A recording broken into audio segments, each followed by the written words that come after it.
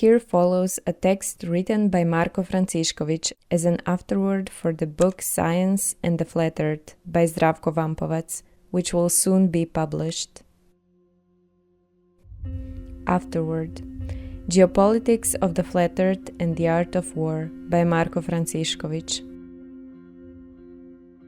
Zdravko Vampovac's book Science and the Flat Earth is one of those works that are uniquely useful to the whole of humanity in this ongoing battle between the forces of light and the forces of darkness that we are taking part in, and which is now, in the time of publishing this book, particularly dramatic, given the current events in the world and the uncertainty we are experiencing on a daily basis, witnessing escalating wars, economic crises, and dramatic cultural and spiritual changes. Why is this so?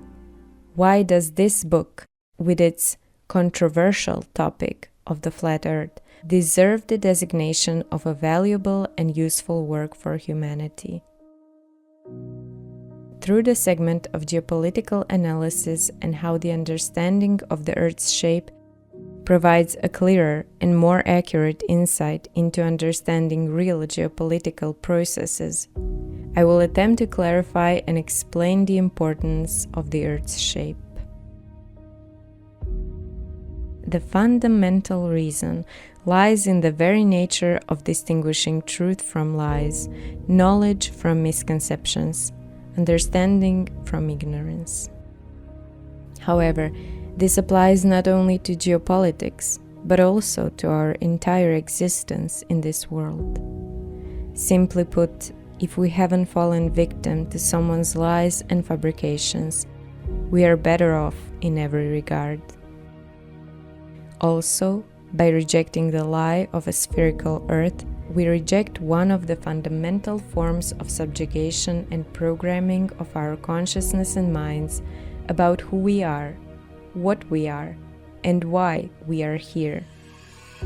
A higher meaning of life and existence is revealed, and thus, by the very act of this, we avoid falling into enslavement by lies. It does not even matter if one is conscious or unconscious of the lie on a rational level, because the lie manifests itself in the subconscious, in spirit and soul, forming the person accordingly in the material reality, thus making them easily susceptible to being lost and enslaved. People are far more enslaved by ideas than by chains, because, whether they like it or not, they will be aware of chains, as chains are impossible not to be seen and sensed. But enslaving ideology requires developed senses of mind and heart, which is not automatically acquired, but requires intense work and maintenance to be in the right operational state that will recognize enslaving ideology. It is akin to a mathematical formula in which there is a false variable, so it can never yield a correct result, because a seemingly insignificant detail always distorts the outcome, rendering it at best an approximation. But approximation is just a nicer way to say falsehood, and a seeker of truth cannot be satisfied by any kind of half-truth or approximation. Despite all the dangers and discomforts, one must strive for the truth and do their best within their human capabilities to approach it. Naturally, this introduces theological dimensions and the realization that all knowledge comes from the Creator. Without connecting to that source, no worldly pursuit for the truth in the vast sea of lies can be successful. We will stop here regarding theology, as it extends beyond the framework of geopolitics that we are now focused on, and that we want to properly analyze and explain its interconnection and dependence to the shape of the Earth. Certainly, theological intersections are unavoidable in every profound contemplation, but we will attempt to minimize them here. When these foundations are understood, all other subjects build upon it, including geopolitics, and the corresponding nearer and further history up to the very origins of this world. Everything is interconnected.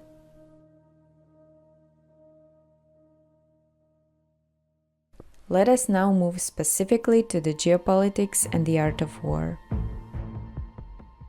If a person, through the acceptance of lies, is convinced, Croatian word ubijeđen, uveden u bijedu, literal meaning led into misery, that the earth is a globe, then their geopolitical awareness is reduced and channeled so that they cannot escape a certain paradigm. We have the example of the Cold War from 1945 to 1990. A globe believer automatically accepts the notion of two opposing blocs that are mortal enemies, doing everything to defeat the other allegedly enemy side. A person who accepts this paradigm may, through other channels of knowledge, even notice some inconsistencies and contradictions, but has no possibility to clearly move beyond this framework to assemble a true geopolitical puzzle where all the discovered pieces cement into a firm and meaningful whole without paradoxes or contradictions. On the other hand, a person who, through the knowledge of truth, is assured, Croatian word uvjeren, uveden u vjeru, literal meaning led into faith, that the earth is flat, can suddenly, especially if they previously possessed various valuable, truthful information, organize everything beautifully into a coherent whole and thus ascend to a higher level of geopolitical understanding. Thus, a flat earther regarding the Cold War understands that it is all one enormous lie and deception designed to keep us in a lower state of consciousness through fear, for example, of a nuclear war, making us easier to manipulate in every sense. A flat earther will clearly recognize that at the very top of all these touted superpowers and their leaders, there is something entirely different, something beyond our dimension, which ties everything together and controls its puppets of the Eastern and Western Bloc, or any other constructed entity toward one hidden final goal that is literal destruction of a man as a man, created in the image of the Creator, man that was placed to be the representative on the earth in the name of God, man that is destined to be a sovereign ruler, not a subjugated slave to the created world.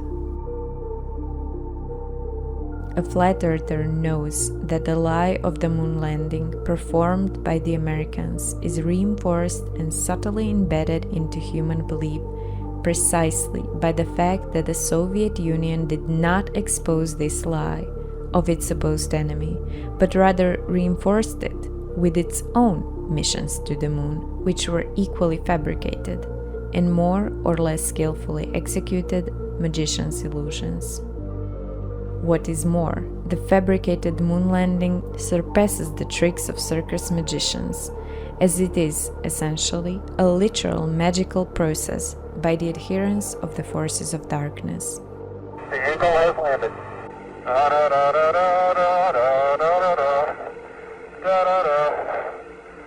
Hippity hopping along. The moon landing is one of the greatest magical operations ever conducted in recorded history. The Apollo 11 mission, the Saturn V rocket, carrying at its top the command module Columbia, within which resides the lunar model named Eagle, from which two heads emerge onto the moon. That is, two astronauts.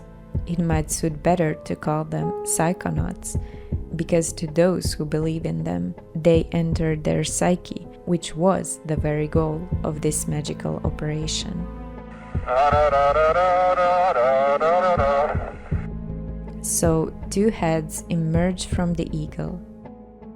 This is the double-headed eagle, an ancient Babylonian symbol that speaks of the desire to create a new human by nullifying the duality of male and female and returning to the state before Eve was created from Adam's rib. Through this, magicians, more precisely Kabbalists, work toward their ideal of achieving eternal life without the Creator, thereby equating themselves with Him. In other words, they perceive this as the fulfillment of the serpent's promise, "You will be like God," on equal footing. This is the ultimate Satanism, which cannot be implemented without a lie about the earth being a globe. Most of the humanity followed all this via television screens, giving their trust to the entire magical process, granting their faith, or, rephrased, their spiritual energy, which magicians then use to further enslave the human race. A prison planet is being constructed in such a way that humanity itself builds its own walls. After all, let's take a look at where we are now, and we will see the consequences of this magical operation of the double-headed eagle and the idea of man ascending to the heavens through his own will and strength, and ignorant people believe in that, thus giving their energy to this project. Today, the most disgusting and depraved disorders, such as so-called transgenderism, which poisons our children, are practically normalized and face no real resistance. Something that was unimaginable until relatively recently is now normalized. How? Precisely through magical operations of this kind, where the primary goal is to gain trust, to gain humanity's faith in a complete lie and a constructed spectacle, such as the moon landing. For globularists, all of the above is incomprehensible, primarily because they are, among other things, geopolitically shallow. They assume that USSR would have exposed the lies of the USA, failing to see the real background of these processes. But that's not all. This lie further incorporates other opposing sides and alleged mortal enemies, so now the Chinese, Japanese, Indians, Europeans, Koreans, and cherry on the top, the Israelis, the chosen people, also ventured to the moon and space. It's all a lie. It's all one grand spectacle, one large-scale magical operation aimed at diverting humanity from the truth and the Creator. A flat earther can understand this. A globularist remains trapped in their faith in lies. Moreover, in the more recent past, during the so-called COVID-19 pandemic, committed globelievers mostly uncritically accepted the propaganda and the entire psycho-magical narrative presented to persuade individuals to freely accept the injections of biological weapons into themselves or their loved ones, especially children, who are always the main target and the special treat for the forces of evil. On the other hand, I do not know of a single flat earther that got vaccinated. There may be one here or there, but that would be the statistical error of the statistical error. In any case, the difference is drastic. This is why there is such intense censorship and hatred from the system, as well as from indoctrinated fanatical globelievers toward flat earthers and the flat earth narrative. Additionally, during the before-mentioned pandemic, a repeated pattern could be observed where publicly declared enemies suddenly sang the same song, "Wear a mask and get vaccinated." America, the entire West, Russia, China, Iran, Saudi Arabia, Israel, India, Turkey. There wasn't a single state entity that did not participate in the pandemic madness.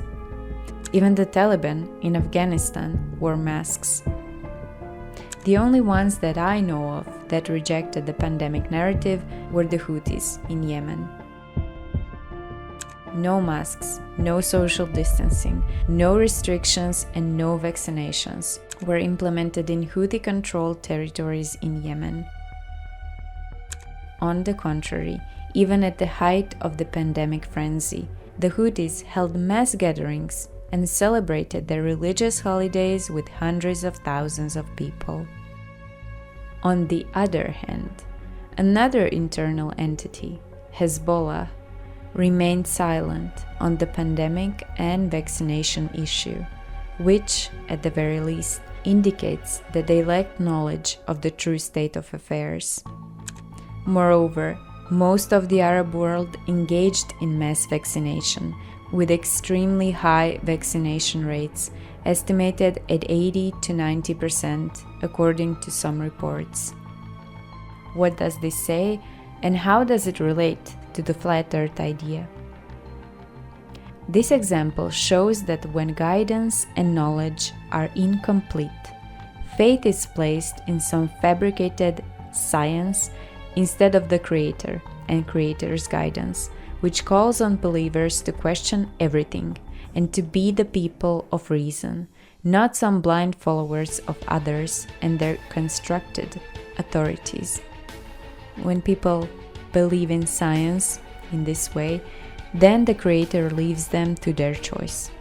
He does not impose himself by force, as there is no compulsion in faith, but this brings consequences that are far from pleasant.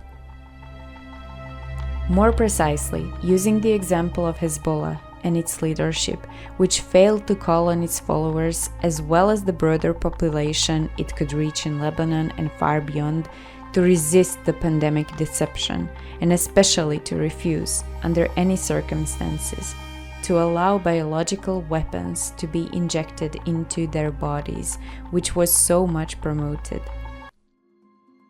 Furthermore, given the context of hostility between Hezbollah and Israel, it is basically incomprehensible and literally insane that there was no hesitation or prudent skepticism towards a vaccine as a product manufactured in facilities globally controlled by Zionist elements, so indirectly by Israel. None of this happened, and the Lebanese people were injected with biological weapons, just like the rest of the world. اللقاح سيصل إلى كل مواطن لبناني في أرجاء هذا الوطن الجريح والمتألم. However, in the case of Lebanon, particularly Hezbollah, there was another layer to it. At the time of writing this afterword, there has been an escalation of conflict in the Middle East, where Israel, within literally an hour or two, eliminated Hezbollah's entire command structure, all but its leader, Hassan Nasrallah, who was assassinated the following day. Not only that, but the decapitation of Hezbollah's command structure continued, with Israel inexplicably easily locating also those who replaced the assassinated commanders and eliminating them through precise guided missile strikes, showing no regard for or effort to spare civilian casualties. Without delving into the morality of such strikes, it must be acknowledged that this is something unprecedented on the battlefield. The question is, how is it possible for an entire command structure to be located and eliminated so easily? Iranian Islamic cleric Mustafa Karami, during an appearance on Iranian television, offered an explanation for Israel's unprecedented ability to locate and eliminate Hezbollah's leadership.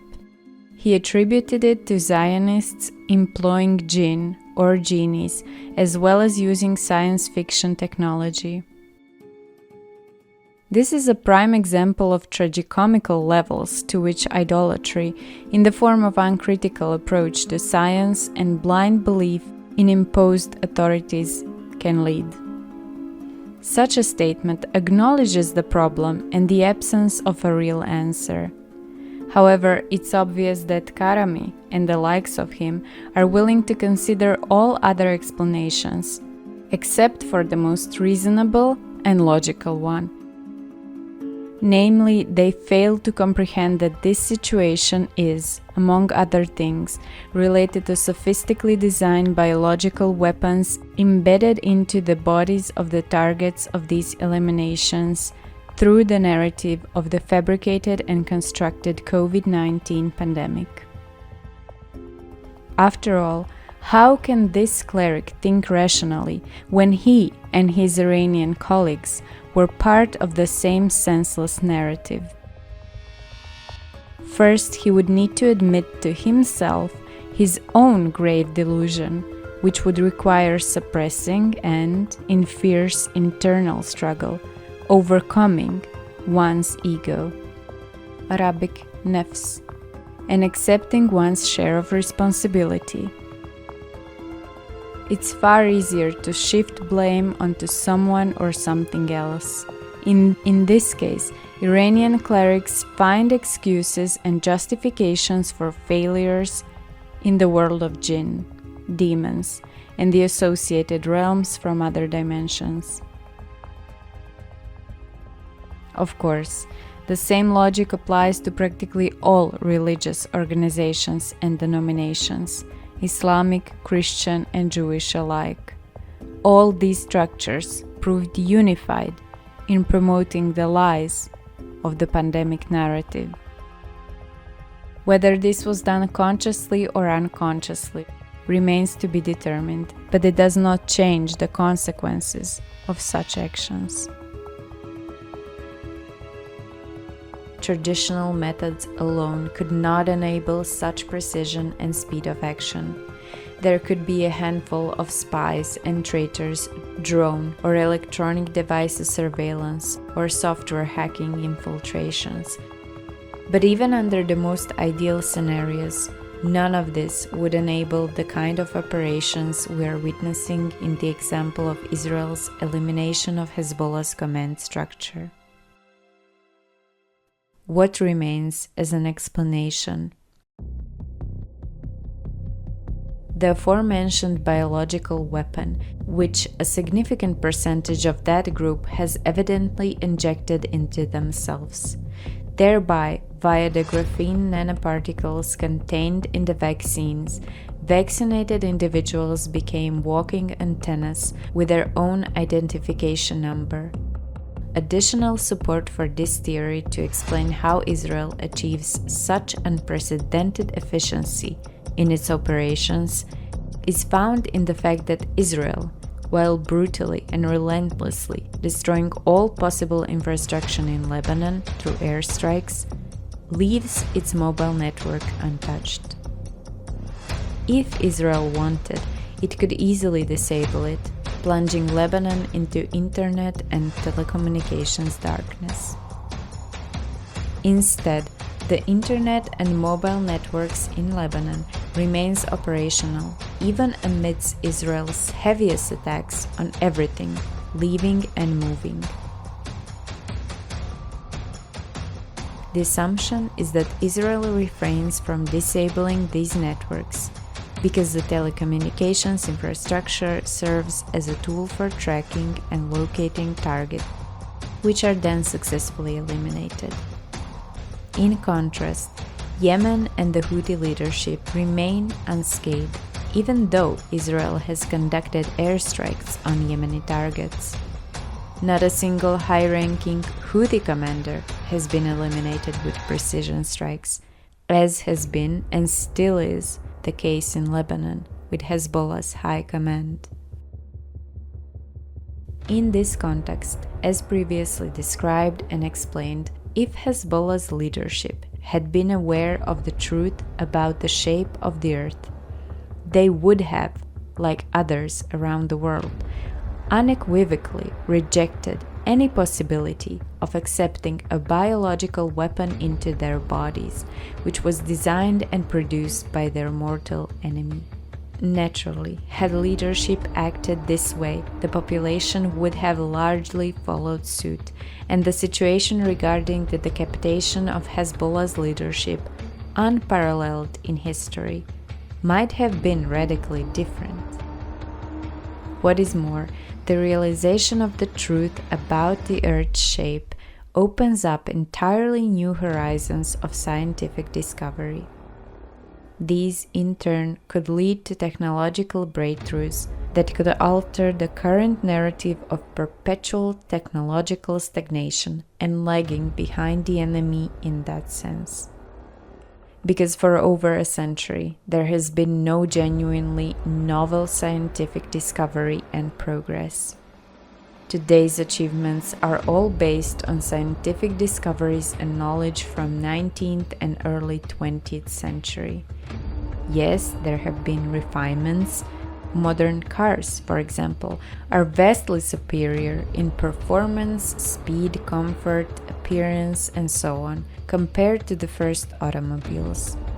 But the fundamental science and underlying technology remains unchanged. The same applies to all else, to all modern technology and achievement of today's civilization. It is as if humanity's scientific progress abruptly stopped about a century ago, which coincides with the introduction of fabricated and nonsensical theories of relativity, whose primary and exclusive function was to conceal the truth about the Earth's shape, and, more broadly, to obscure the truth about the correct cosmological and cosmogonical model. When this virus of lies infiltrated academic scientific thought, becoming a dogma akin to papal religious dogmas, the aforementioned stagnation and the blockade of progressive scientific thought began, stifling opportunities for new technologies and discoveries that could have otherwise emerged. In the context of the art of war, clearly, new technologies mean new weapons and new doctrines of warfare in accordance with the corresponding technological advancements. All that is needed for the first step is to grasp the true cosmological and cosmogonic framework and to continue building upon these new old foundations, everything that opens up along the paths of understanding and through the grace of the Creator, who blesses us when we are on the right path. Then, such amateurish blunders as accepting biological weapons created and benevolently gifted to us by the enemy would not occur. Nor would it be possible for the same people denying water and food to children suffering terrors and horrors in Gaza to send vaccines to the same children for their benefit, and Hamas leadership allowing it. This is yet another example of irrationality stemming from the absence of critical thinking and belief in imposed and fabricated authorities and their associated science. In closing, more examples could be listed, illustrating the divergence between the mental framework of one model or the other. That is, the model of true understanding of the created world, or the model of understanding and accepting a false and fabricated world. It is crucial to grasp the essence of the issue, and once this is adopted, then everything else follows relatively easily and naturally, as there is no raping of the common sense given to us by the Creator, which is the case now in most of the population, and it is showing its devastating consequences. The final conclusion regarding the book Science and the Flat Earth pertains to its content, where each chapter and even each subchapter could be a voluminous book on its own. That is, in my view, the primary value of the effort and work that Zdravko Vampovac invested to compile all the topics he touches upon in one place, offering the reader a journey through the entire spectrum of new and hidden in the world of ideas and insights. It is not so crucial that there might be some mistakes. After all, we are all humans who make mistakes, and we must be aware of this and humble ourselves accordingly. Because the approach is designed to encourage the reader to independently explore whatever in the book sparks their interest, to either expand upon it or to correct what is found to be potentially inaccurate. Only through such critical thinking about everything can we truly progress in knowledge and understanding, mutually supporting one another in love and community in the name of the Creator. It is important to ask questions and seek answers with sincere hearts and noble intentions, diligently, patiently, and persistently working toward acquiring knowledge. Then, the answers that may currently elude us and true understanding will eventually come, God willing. Marko Francišković, Zadar, 7th of October 2024.